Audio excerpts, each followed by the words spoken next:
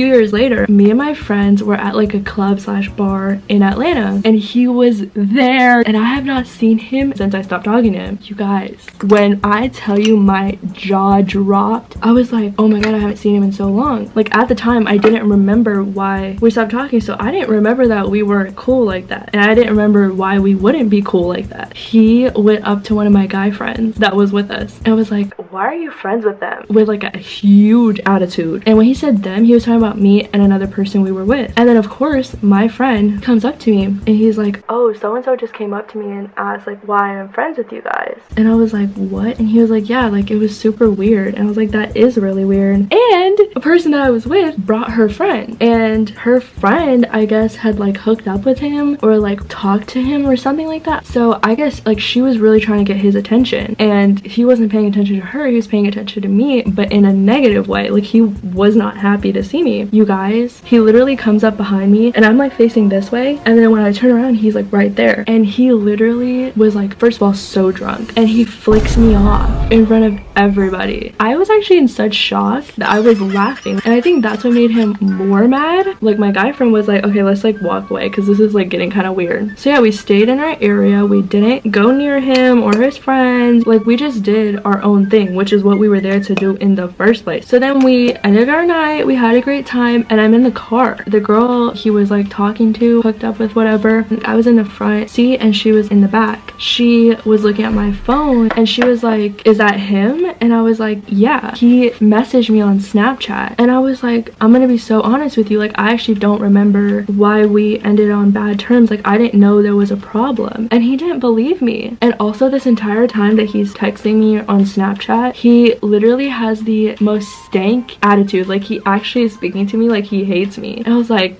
what did I do? He was like, oh, you broke it off with me because you want to go back to your ex-boyfriend, who to this day Here we go again. is the ex-boyfriend of 7 years. And I was like, oh my god, like I was really leaving guys to go back to this dude that ain't worth. Not that I would have stayed with this guy either, because I obviously wasn't ever into him, but I was like, oh my god, I'm so sorry. And I was like very genuine. To this day, like I'm genuinely apologizing. But it was also one of those things, like it would hurt for anybody to have to hear that from someone they're interested in, so it's inevitable at some point. Yeah, I'm also a victim in a situation, but I'm also like the cause in a situation, you know what I mean? And I'm willing to accept that. That's life. And y'all, the girl that was sitting behind me that was reading the message, she was like, oh my god, like he's like really obsessed with you, like he really likes you. She was not happy about that. Like I could like smell the jealousy coming off of her, and I was like, girl, you can have him. I was like, I don't want him at all, and he clearly don't want me. But I was like, girl, I do not care, trust me.